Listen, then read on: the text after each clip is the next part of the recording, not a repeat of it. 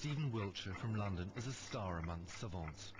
His nickname is the living camera. Stephen is autistic.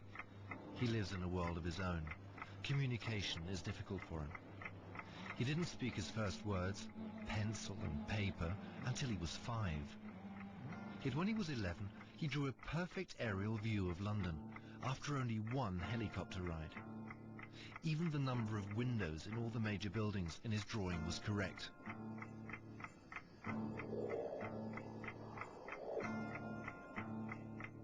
For this film, we're testing the living camera in Rome.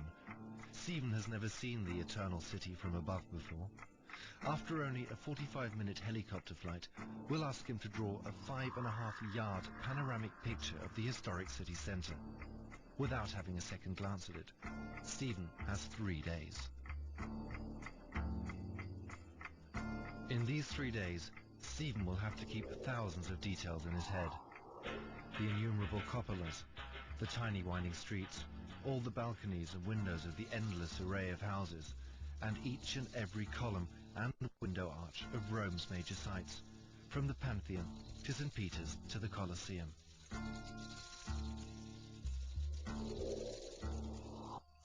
Five and a half yards of paper can look scarily empty. The amazing thing, Stephen starts the drawing as we would, with the Church of St. Peter's. But he doesn't do any sketches, nor roughing out of the space for the drawing. It's as if the panorama already existed within his head, with all the proportions, all the roads, all the details. At the end of the second day, Stephen is a good halfway through his creation.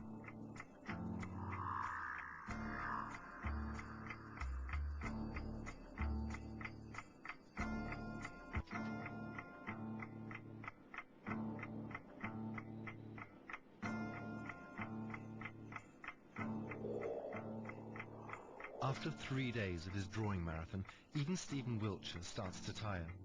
He has filled in more than 5 yards of paper in fine pencil. He has been restlessly aligning window to window and house to house, because Stephen loves to be applauded for his art. In the left corner, he's finally reached the ruins of the Forum Romanum. Stephen's sister Annette is rejoicing with him. He's made it. Obviously, he's pleased with his work. Yet our vexing question still remains. How precise was Stephen's ability to memorize?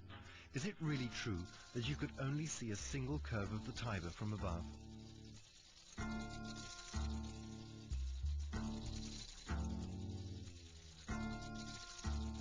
We started to compare the accuracy of the drawing with the real thing. Is Stephen's version of St. Peter's cupola too dominant? Yet here again, like with the curve of the Tiber, Stephen is frighteningly right.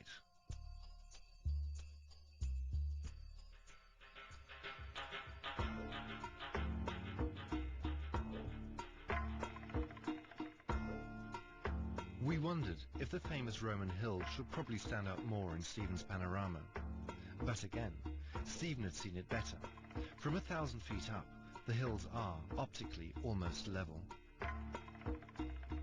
Checking the Pantheon, we did discover some minor inaccuracies on the roof. But the number of columns of the portal is, again, absolutely correct.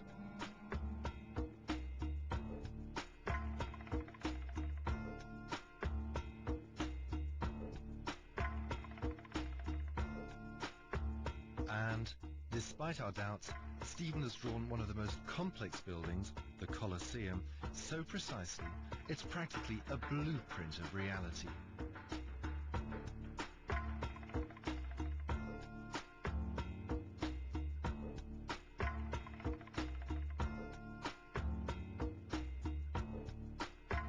Stephen was also accurate in the instances we checked of nameless buildings and side streets.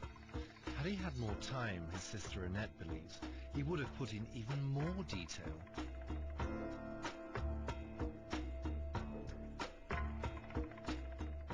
Some of the areas of all that part, lots of detail, remembered things of the some of the cities and the neighborhoods and the villages, and then